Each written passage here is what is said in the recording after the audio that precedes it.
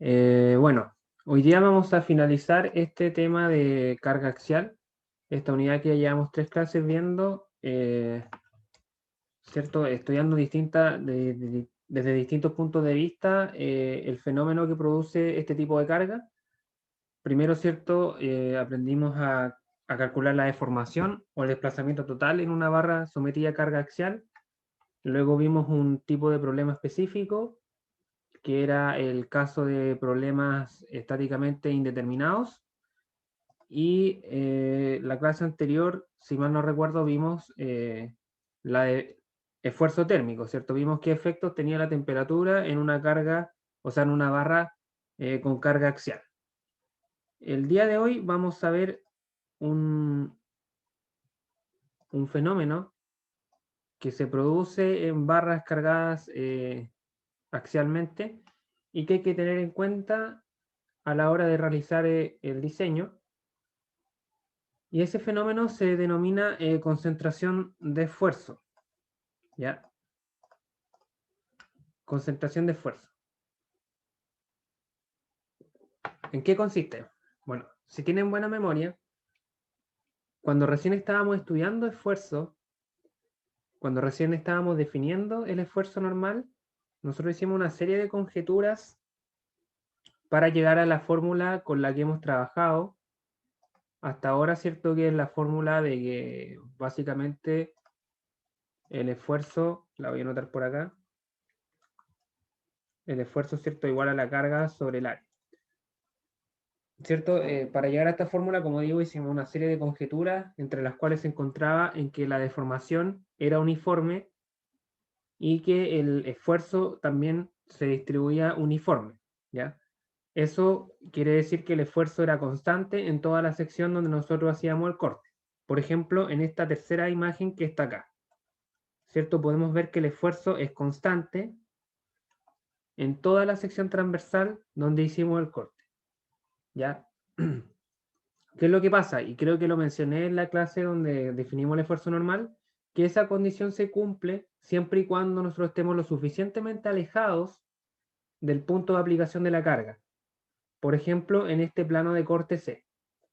Si nosotros nos encontramos cerca, la irregularidad del punto en el cual estamos aplicando la carga produce que aparezca un fenómeno que se llama concentración de esfuerzo, y que implica que en realidad la distribución real del esfuerzo no es constante, sino que es variable, como por ejemplo en esta sección, en la sección A, ¿cierto? Es variable, tenemos un punto mínimo que va creciendo, llega a un punto máximo y luego de manera simétrica vuelve a disminuir a un punto mínimo, ¿ya?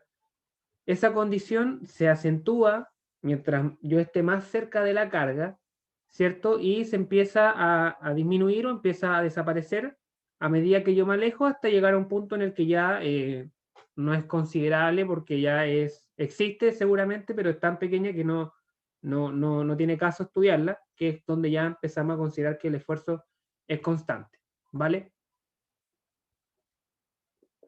Entonces, en el fondo, para puntos en la vecindad cercana al punto de aplicación de la carga, vamos a tener una distribución de esfuerzo que es compleja, ¿ya? Que es esta distribución de acá, o esta de acá, la que se quiera, ¿cierto? Caracterizar esta distribución es complejo, ya no es tarea fácil.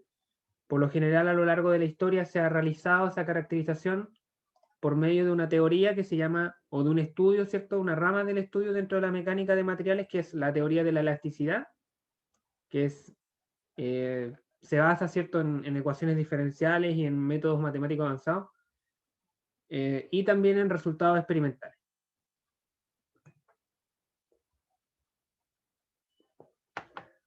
Así que ese es el fenómeno de concentración de esfuerzo.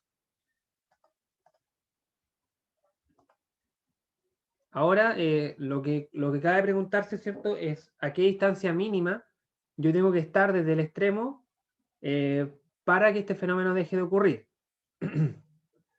Sí, y en base, como digo, a la teoría de elasticidad y también a cálculos experimentales, se ha llegado a la conclusión más o menos generalizada de que tengo que estar situado a una distancia por lo menos igual al ancho o al espesor de la barra, dependiendo cuál de las dos sea mayor, ¿ya? O sea, me tengo que ubicar por lo menos a una distancia que sea igual a la dimensión mayor del área transversal, ¿sí? Por ejemplo, si el área de esta barra fuese, ¿qué les digo yo? Por ejemplo, si fuese de 5 por 4 milímetros, ¿cierto? Milímetros cuadrados, ¿cierto? Si esa fuera su área de sección transversal, para yo asegurar que el esfuerzo es constante y no tiene esta distribución compleja, yo tendría que estar alejado por lo menos la distancia mayor de esa sección transversal, que en este caso serían 5 milímetros, ¿sí? A partir de ese punto, yo aseguro de que esta fórmula P sobre área es completamente válida, ¿sí? Completamente válida. Eso se ha demostrado, como digo, en base a la experimentación. Ya no es tan fácil demostrarlo analíticamente.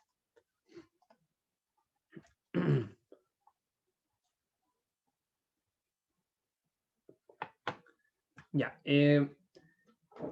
¿Qué sucede? Aparte de los puntos de aplicación de carga, el fenómeno de concentración de esfuerzo también se produce siempre y cuando nosotros tengamos una irregularidad en la barra, ¿ya?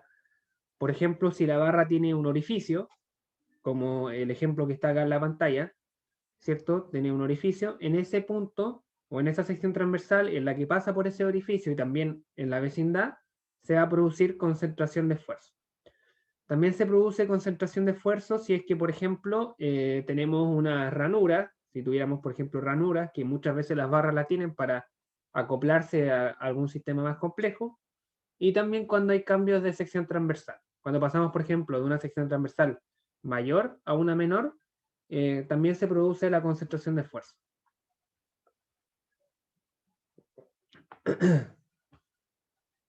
Entonces, ¿por qué la concentración de esfuerzo es importante? Porque dentro de esta distribución, por ejemplo, la que teníamos anteriormente, hay un esfuerzo que es máximo, ¿sí? Que es mayor a este esfuerzo promedio que nosotros tomamos en un punto normal de la barra, ¿ya?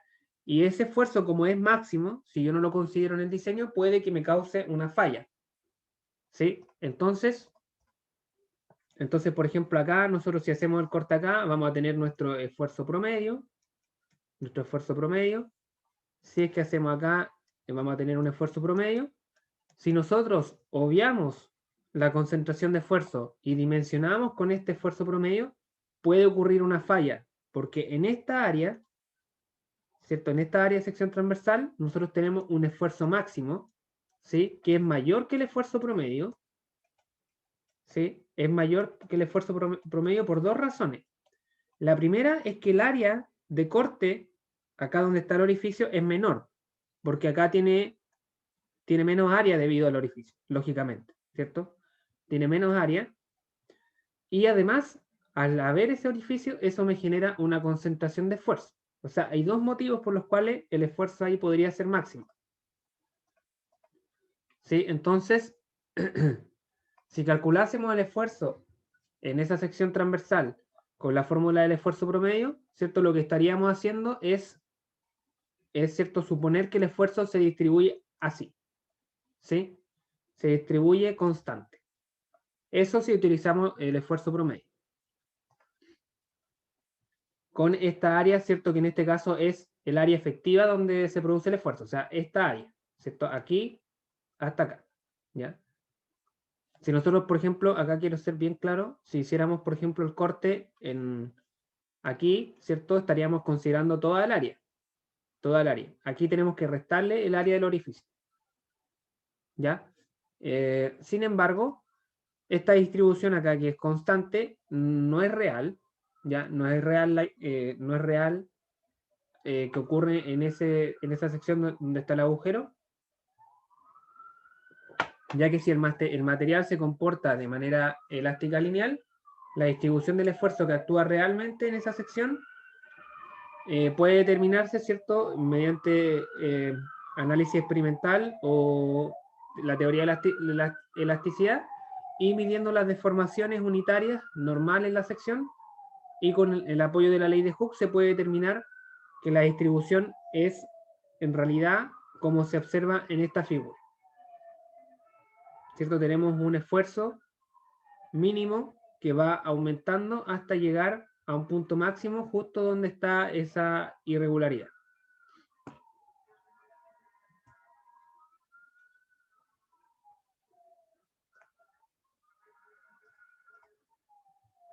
Lo mismo ocurre si tenemos cambios de sección, ¿cierto? Si tenemos cambios de sección, por ejemplo, esta barra que al principio tiene un diámetro y luego ocurre un cambio de sección en el cual ese diámetro disminuye, en realidad, ¿cierto? El esfuerzo no es como este que está acá, no es un esfuerzo promedio, sino que debido a la irregularidad de esa sección, el esfuerzo tiene una distribución compleja con un esfuerzo máximo.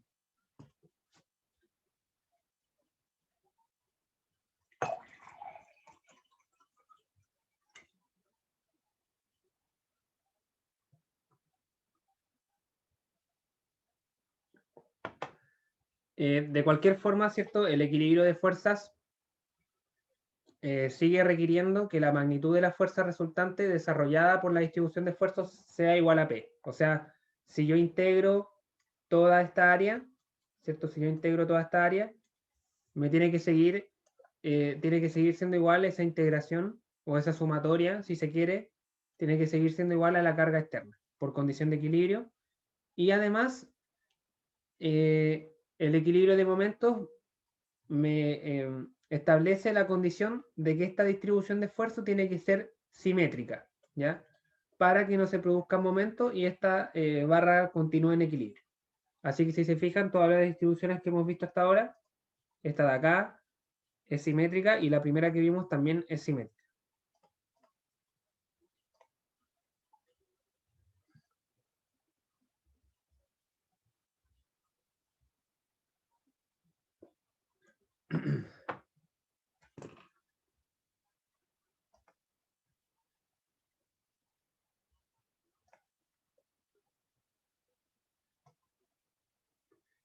Ya. Bueno, como mencionaba, esa distribución no es fácil de determinar, ya se determina mediante métodos que son complejos.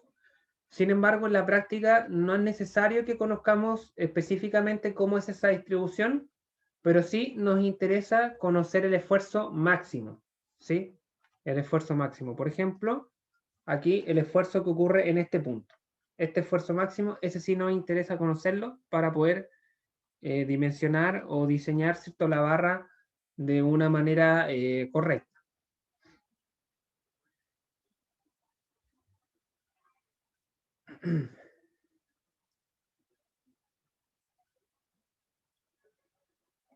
Ya, estos esfuerzos máximos, ya lo he repetido varias veces, se han determinado a lo largo de la historia mediante análisis experimentales y se han reportado, ¿cierto?, por lo regular en forma de gráficas usando un parámetro K que se denomina concentración de esfuerzo, ¿ya? O factor de concentración de esfuerzo, más bien. Entonces, este factor de concentración de esfuerzo lo que define es la relación entre el esfuerzo máximo real que ocurre en la irregularidad con el esfuerzo promedio o el esfuerzo, vamos a llamarlo así, nominal, que se calcula de manera clásica. ¿Vale? Entonces, si yo conozco este factor K y conozco también el esfuerzo nominal o el esfuerzo promedio, puedo calcular el esfuerzo máximo mediante esta fórmula que está acá abajo. ¿Cierto? O sea, calculo el esfuerzo nominal y luego multiplico por el esfuerzo o por el factor de concentración de esfuerzo. ¿Sí? De esta manera es mediante la cual a lo largo de la historia se ha consolidado, ¿cierto?, la información proveniente de distintos análisis experimentales que se han hecho a lo largo del tiempo. Acá, por ejemplo, podemos ver dos tablas características, ¿cierto?, que reportan los distintos valores del factor de concentración de esfuerzo para dos tipos de irregularidades distintas. Sí, en el primer caso tenemos una barra con cambio de sección, ¿cierto? Tenemos una barra, como digo, con cambio de sección. Primero tiene un ancho W, luego tiene un ancho H, ¿cierto? El espesor es T, entonces yo el esfuerzo promedio, ¿cierto? Lo calcularía como la carga sobre el área transversal, que sería H por T. Pero ese sería el esfuerzo promedio. Si yo quiero calcular el esfuerzo máximo, el esfuerzo real, tendría que encontrar el factor de concentración de esfuerzo. ¿Cómo encuentro ese factor de concentración de esfuerzo? Entrando a esta tabla. ¿Sí? A esta tabla yo entro con dos parámetros. El primero es la relación que existe entre el largo mayor o el ancho mayor y el ancho menor. ¿Sí? Entro a esta tabla, me quedo en una curva y luego por el eje de las X entro con otra fracción que es la relación entre el radio del filete con el ancho menor. Sí, el radio del filete es la curvatura que tiene el cambio de sección. ¿Sí? Ese cambio no es agudo, no es una esquina de 90 grados, ¿vale? Generalmente lo que se hace ahí es redondearla para que no se concentre tanto esfuerzo. Mientras más aguda es la curva, más concentración de esfuerzo hay, ¿ya? Entonces, aquí lo que conviene es que esto sea lo más suave posible, ¿vale? Que sea una curvatura lo más suave posible. Y ese radio, el radio de esa curvatura es este valor acá, R, que generalmente se denomina radio del filete, ¿cierto? A este cambio de sección curvo se le denomina filete. O muesca también lo pueden encontrar en la literatura. Pero la idea es que siempre se hace curvo porque eso permite que no se acentúe tanto esta concentración de esfuerzo.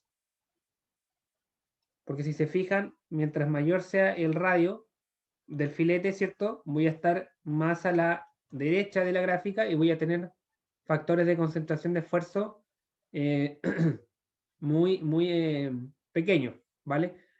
Si se fijan, si no tenemos radio, ¿cierto? Si la punta fuera aguda completamente, prácticamente la concentración de esfuerzo sería 3. Sería 3. O sea, me aumentaría el esfuerzo 3 veces si es que yo no tengo el cuidado de hacer un cambio de sección suave, ¿ya? Luego, si hago un cambio de sección bien hecho, ¿cierto? Con una curvatura más o menos aceptable, ¿cierto? Puedo tener una concentración de esfuerzo quizás del 1,5 o del 1,2, 1,4, que son valores ya, sí, que sí hay concentración de esfuerzo, ¿vale? Pero es mucho menor. Así que así se entra a esta tabla. La segunda tabla que hay acá es cuando tenemos concentración de esfuerzo debido a un agujero, ¿ya? A un agujero. Entonces, en este caso, el cuidado que hay que tener, ¿cierto? Es que cuando yo calculo el esfuerzo promedio, tengo que restarle el área del agujero, ¿sí? Tengo que restar el área del agujero. Acá el área efectiva, ¿cierto? Sería W, que es el ancho, pero le resto el diámetro del agujero y luego multiplico por el espesor. Así obtengo el esfuerzo promedio y luego la concentración de esfuerzo la obtengo con la gráfica. De igual manera, entrando con el parámetro que es R, R sobre W, o sea, el radio del agujero sobre el ancho de la cara en la que estamos trabajando. Y ahí obtengo distintos valores de la concentración de esfuerzo. Luego eso lo multiplico por el esfuerzo promedio y obtengo un esfuerzo máximo. Esa es la idea.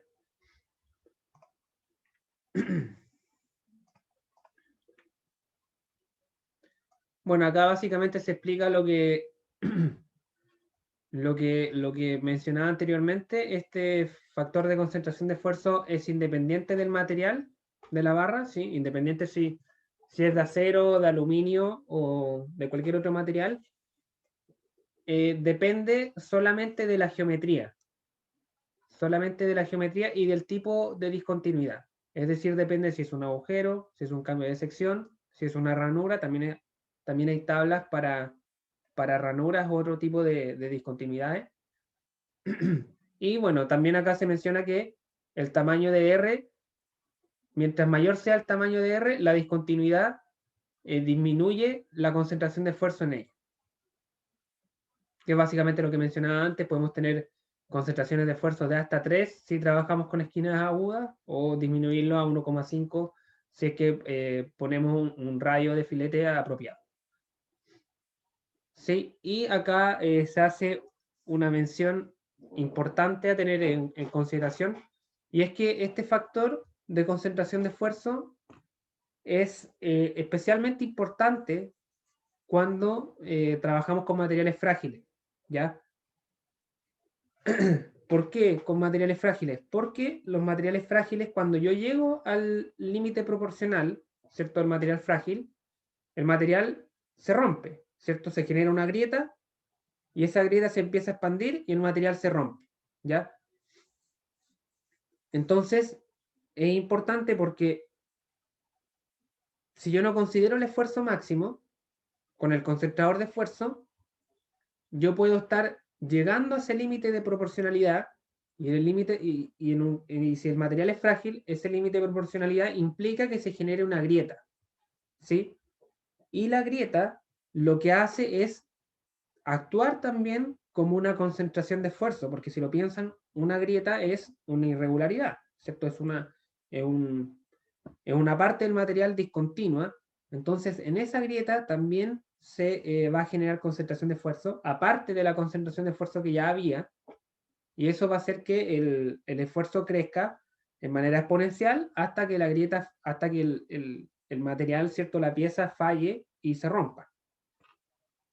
En cambio, ciertos materiales dúctiles, a pesar de que es importante, no lo es tanto, porque si yo llego al límite de proporcionalidad por no haber considerado la concentración de esfuerzo, bueno, el material todavía tiene toda la región de deformación plástica para aguantar esa deformación, que puede ser plástica, pero sabemos que hay una serie de procesos que tiene que ver con el endurecimiento por deformación y demás, y el material no se va a romper, sino que se va a deformar de manera plástica o de manera elástica, pero no va a fallar completamente, ¿vale?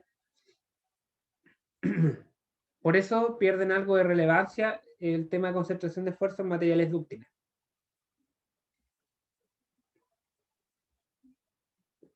Ya que no va a provocar una grieta directamente, sino que se va a deformar plásticamente, y por el endurecimiento por deformación se puede soportar de mejor manera.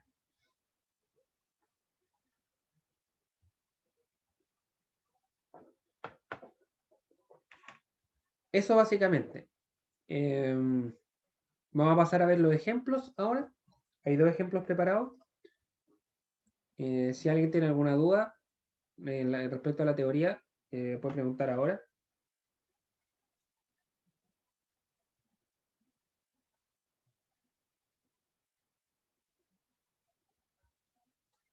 Todo claro, profe. Ya, perfecto. Bueno, tenemos acá, este ejemplo es bastante sencillo. Tenemos una, una barra de acero, disculpen, estoy medio ronco, a la cual está sometida a una carga axial de 30 kN, y queremos determinar el esfuerzo normal máximo que se desarrolla en esta barra, ¿vale? La barra, en este caso, tiene la particularidad de que, ¿no es cierto?, de que hay un cambio de sección, y en ese cambio de sección ocurre con un filete de 6 milímetros, ¿vale? Ese es como el radio de ese cambio de sección. Entonces, bueno, tenemos que entrar a la tabla para encontrar el factor de concentración de esfuerzo. Entramos con dos parámetros, ¿sí? El primero es el radio del filete, que eran 6 milímetros, sobre el ancho menor, ¿vale? Sobre el ancho menor. Acá, importante recalcar que la concentración de esfuerzo va a suceder en el área, o en la sección de área transversal menor, ¿vale? va a ocurrir acá. Aquí se va a concentrar el esfuerzo. En esta zona. A ver si me queda. Va a ser algo así la concentración de esfuerzo. ¿Vale? En la sección menor. Entonces entramos con 6 sobre 20. 6 sobre 20 y el otro parámetro sería el ancho mayor, que es 40, sobre el ancho menor, que es 20, o sea, 2. Entonces encontramos acá la curva, no sé si se alcanza bien, quizás está un poco pequeño. Bueno, vamos a ir más atrás. Acá, ¿cierto? Esto vale 2 y esto vale 0,3. Quizás la otra tabla se ve un poco más grande. Aquí, ¿cierto? Ubicamos la curva en la cual la razón entre el ancho mayor y el menor es de 2. Sería esta curva de acá. Aquí la estoy marcando. Y luego entramos con 0,3.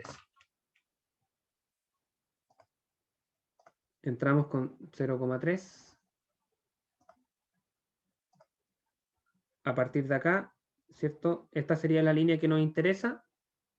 Vemos dónde intersecta con la curva, que es esta de aquí. Así que, si se fijan, más o menos es 1,6 el factor de concentración de esfuerzo. O sea, obviamente acá al trabajar con este tipo de tablas no sé muy preciso, ¿vale? No sé muy preciso. Puede ser 1,59 o 1,61. Siempre la recomendación es quizás, si no están seguros, optar por el valor mayor para no, siempre es mejor sobredimensionar eh, que no considerar un valor mayor y que luego falle nuestro elemento mecánico. Así que bueno, tendríamos un factor de concentración de esfuerzo de 1,6. Para calcular el esfuerzo máximo tenemos que calcular el esfuerzo promedio o el esfuerzo nominal, ¿cierto? Esto simplemente carga el valor de la fuerza, que era de 30 kilonewton, por el área de la sección transversal, donde el área sería el área menor. O sea, esta área es la que nos interesa. ¿Cierto? Que sería de 20 milímetros por 10. 20 milímetros por 10. 20 milímetros por 10. Así que aquí está el cálculo. Me dan 150 megapascales. Fíjense que este es el valor promedio del esfuerzo. Si yo no considerase la concentración, yo me quedaría con la idea de que el esfuerzo en toda la barra, en su sección más delgada, es de 150 megapascales. Pero fíjense lo mucho que aumenta si es que consideramos la concentración. Si multiplicamos ese esfuerzo nominal por el factor de concentración, me va a dar 240. ¿Sí? O sea, es bastante mayor, es considerablemente mayor. ¿Vale? Y ese esfuerzo de 240 se produce únicamente en el cambio de sección, en esta zona y en esta zona. ¿Sí? En las otras zonas de al medio vamos a tener 150. Era 150, ¿cierto? Sí, 150. Aquí tendríamos 150 megapascales. Aquí igual, por ejemplo. Y en los cambios de sección, ahí tenemos 240. 240 y 240.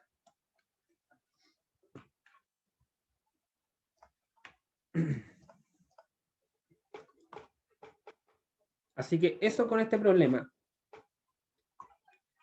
Dudas, consultas. Es un problema, ¿cierto? ¿Cómo se llama? Representativo, no involucra ningún tipo de dificultad. Ahora vamos a ver un problema con un poco más de sustancia.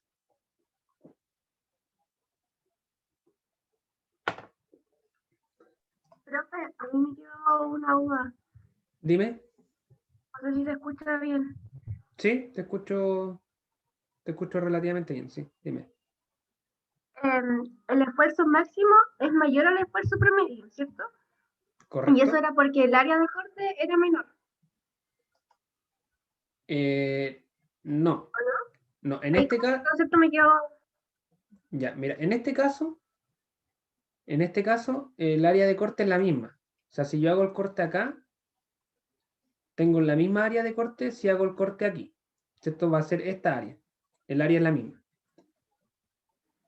El esfuerzo es máximo porque está la irregularidad. ¿Sí? Está la irregularidad del cambio de sección. ¿Sí? Esa irregularidad lo que hace es que el esfuerzo no se distribuya constante y que en algún punto sea máximo. Es por eso que tenemos que introducir el factor de concentración. No sé si me explico. El área puede ser menor cuando se trabaja con este tipo de irregularidades. Como acá tenemos un orificio, si hacemos el corte ahí, Sí, ahora sí. sí, si tenemos el corte ahí el área es menor porque tenemos que considerar el área menos que tiene debido al orificio que hay ahí.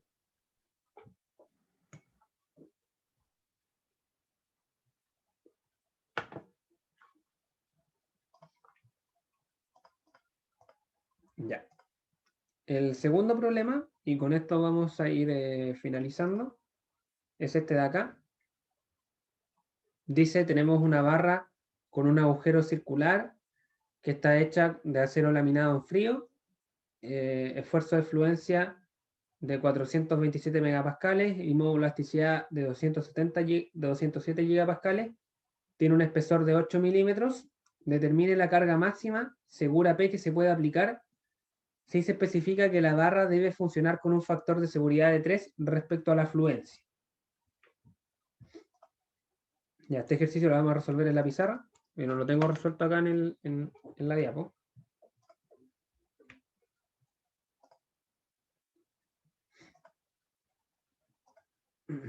Así que bueno, acá básicamente tenemos dos zonas que son críticas, o dos zonas en las que pudiese nuestra barra fallar. La primera, ¿cierto?, es en la sección de donde está el agujero, que sería esta sección de acá, y la segunda es en la sección donde se produce el cambio de sección transversal. Ya, a esta vamos a llamarla sección 1 y a esta la vamos a llamar sección 2. Vamos a hacer los cálculos en ambos y vamos a comparar los resultados. Ya, entonces vamos a calcular los esfuerzos máximos en ambas irregularidades, ¿cierto? En la primera vamos a llamar sigma 1, ¿cierto? Va a ser igual al esfuerzo, o sea, al concentrador de esfuerzo, al factor de concentración de esfuerzo, por el esfuerzo nominal o el esfuerzo promedio, que es carga sobre área, ¿vale? Carga sobre área. Entonces,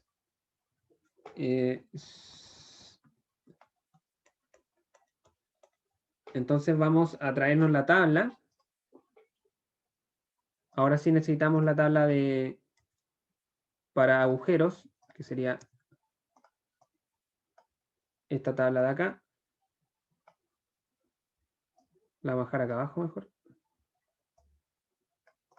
Aquí. Sí, y veamos qué valores necesitamos para entrar a esta tabla. Necesitamos entrar con el parámetro R sobre W. ¿Sí? Entonces, en este caso, el R, ¿cierto?, vale 15 milímetros dividido en 2. 15 milímetros era el diámetro. Así que aquí serían 7,5. 7,5 dividido en el ancho, que es W. Este ancho aquí, que es 120. Si yo hago esa división, 7,5 sobre 120 me va a dar un valor de 0,06. De 0,06. Entonces, ahora si yo me voy a la tabla, ¿cierto? Acá está el 0,1. Entonces, acá estará el 0,02, 0,04. Este sería el 0,06. Vamos a tirar una línea.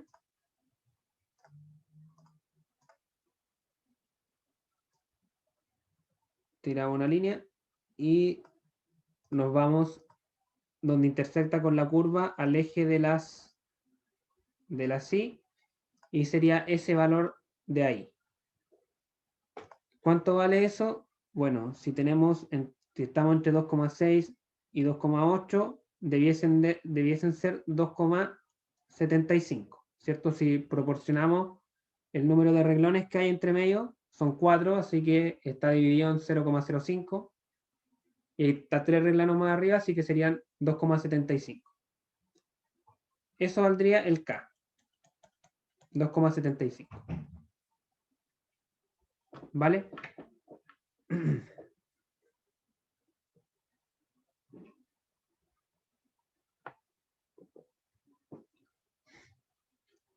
Entonces, el esfuerzo máximo en la sección 1 sería 2,75, factor de esfuerzo, por la carga que es desconocida, dividida en el área.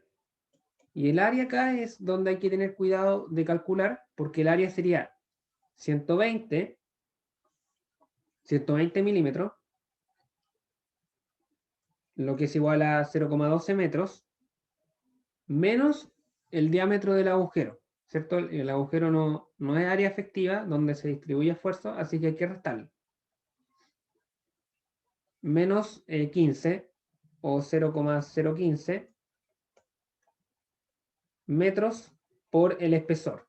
Y el espesor eran 8 milímetros, así que serían 0,008 milímetros. ¿Vale? Ese sería el esfuerzo máximo en la sección 1. Está expresado porque no conocemos la carga P. Ya, entonces, ahora,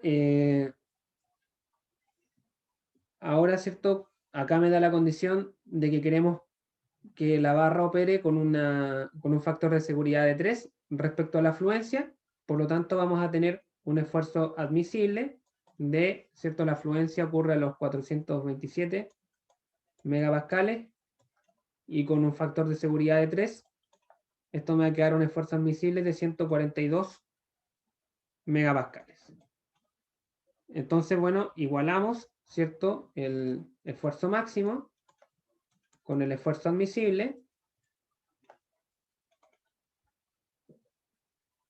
Igualamos, ¿cierto? Creo que no sé si lo voy a anotar. Bueno, así mejor lo noto. 2,75.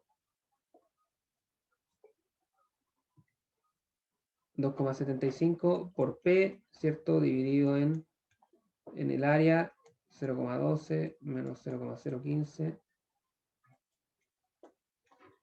por 0,008. Esto va a estar en metros cuadrados. Eso tiene que ser igual a 142 megapascales.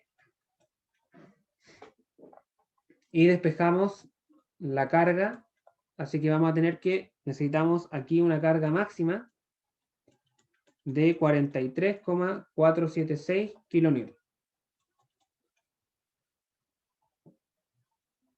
Esa es la carga máxima aplicable si es que yo no quiero que se superen el esfuerzo admisible de 142 megapascales.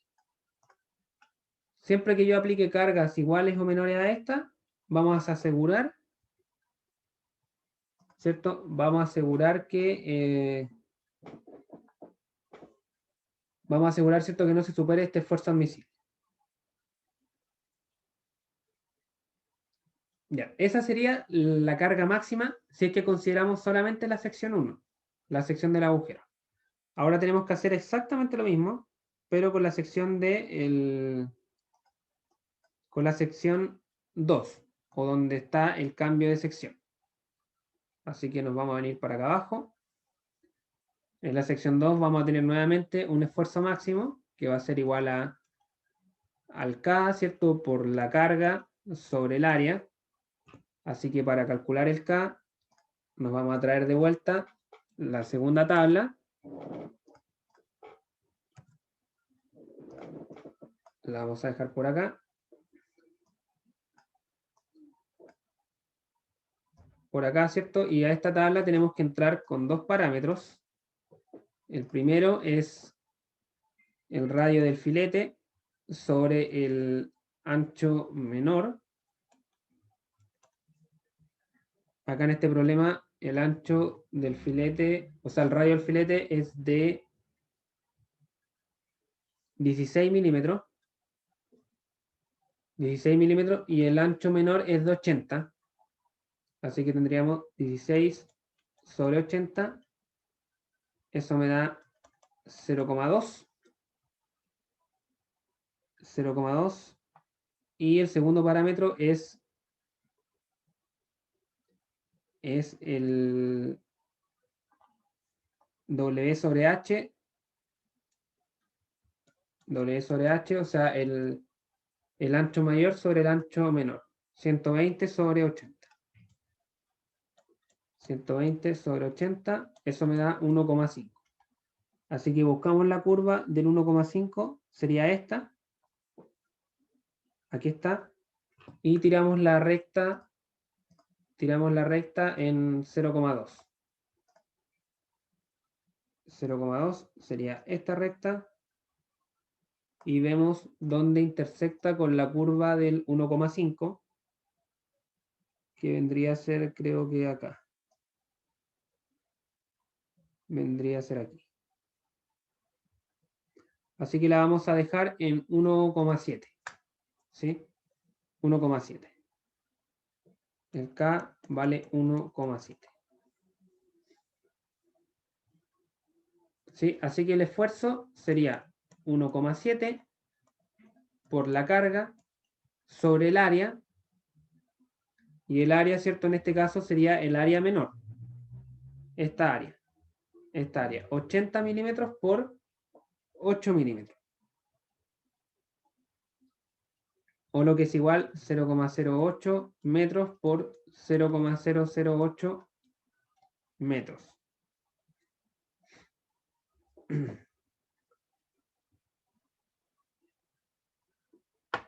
De nuevo tenemos acá el mismo esfuerzo admisible. El mismo esfuerzo admisible que es, ¿cierto? El esfuerzo de fluencia dividido en 3. En este caso, 142 megapascales.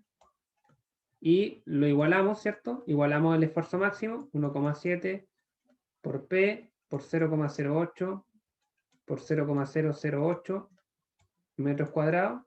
Tiene que ser igual a 142 megapascales. Y de acá, ¿cierto? Despejamos y vamos a obtener una carga máxima de, y esto lo voy a tener que calcular. No tengo luz, así que voy a prender la luz. Si me dan un segundo.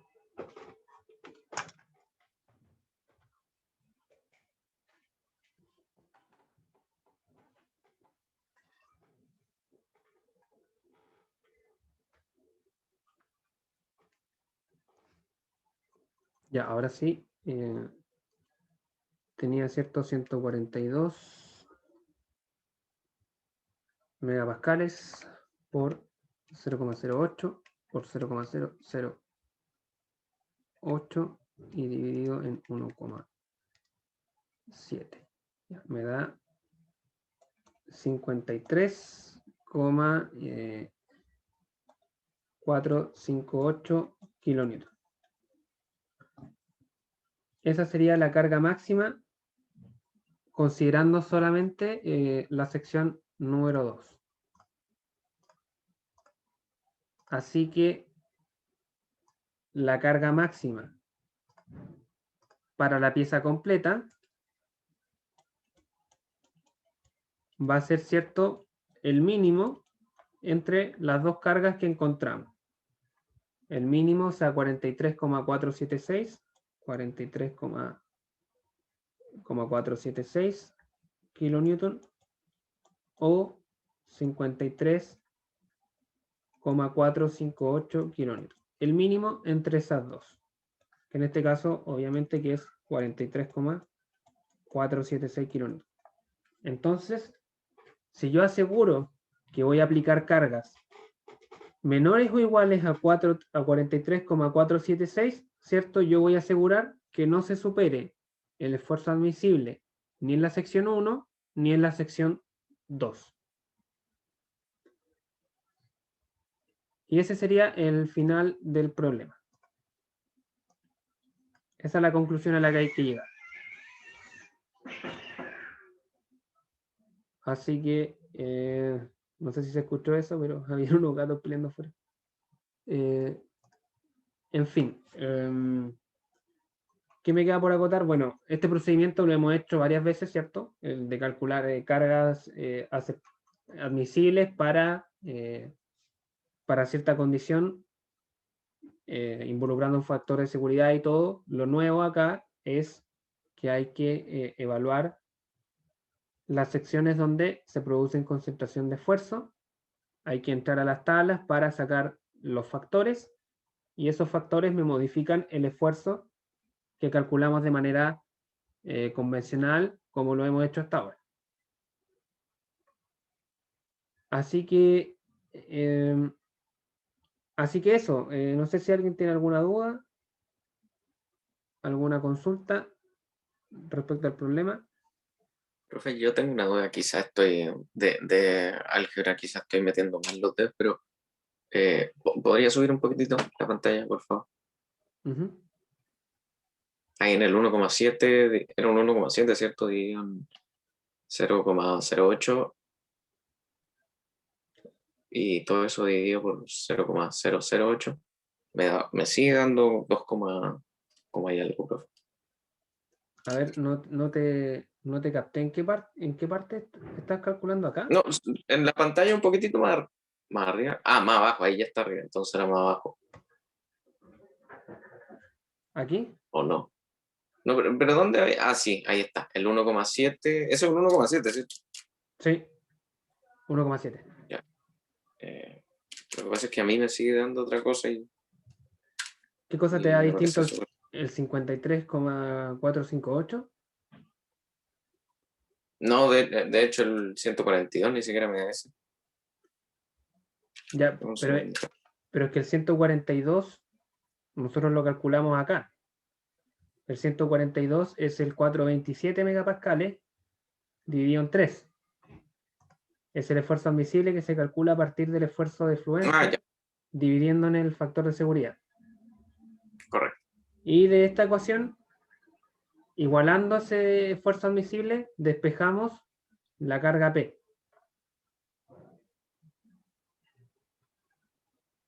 Ah, ya. Ya, ahora entendí, profe. ¿Sí? Eh, Quizás te confundiste y pensaste que estábamos calculando eso en este paso. Sí, lo vi y lo calculé y me pareció raro, pero ahora ya entendí. Gracias, Sí. profesor. De nada. Sí, en el fondo acá lo que hicimos es despejar esta variable dándonos este valor de acá.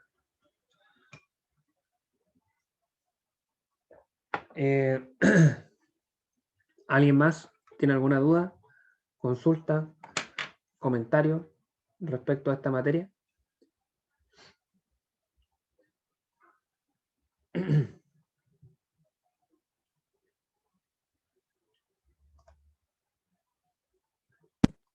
Por el momento no, pero me parece que este viernes tenemos ayudantía, ¿cierto? Mañana. No, este viernes no hay. Ah, no hay. Seguramente, no creo que no. Si el ayudante no les ha comunicado nada, no debía saber. ¿Ya? Si les mandó un correo, hay, pero yo tengo entendido que no, que la ayudantía sería la semana que viene, porque la semana que viene es la última antes de la prueba. Así que, Ah, ok. eso, no sé si le habrá mandado correo, creo que no, así que Ah, ya, buena. Gracias, profesor. ya, de nada. Eh, bueno, sí, porque la prueba, ¿cierto? La prueba es el 15, si no me equivoco, ¿no?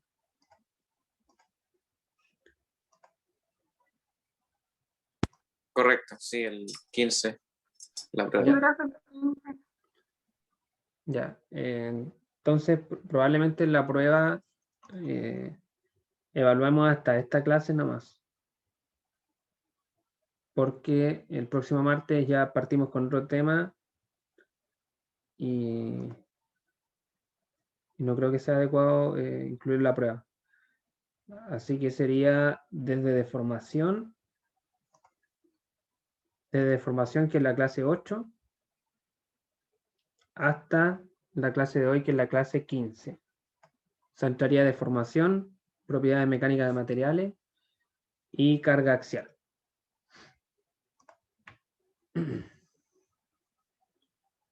Así que eso, chicos. Bueno, ya, no me extiendo más. Me despido, que tengan un buen fin de semana y nos vemos el próximo día martes. Profe, ¿yo puedo conversar con usted un poquitito? Un minutito. Sí, por supuesto. Eh, ya, vamos a esperar a que los compañeros salgan entonces. Chao, profe. Y chao, chao, que estés bien. Y voy a dejar de grabar igual.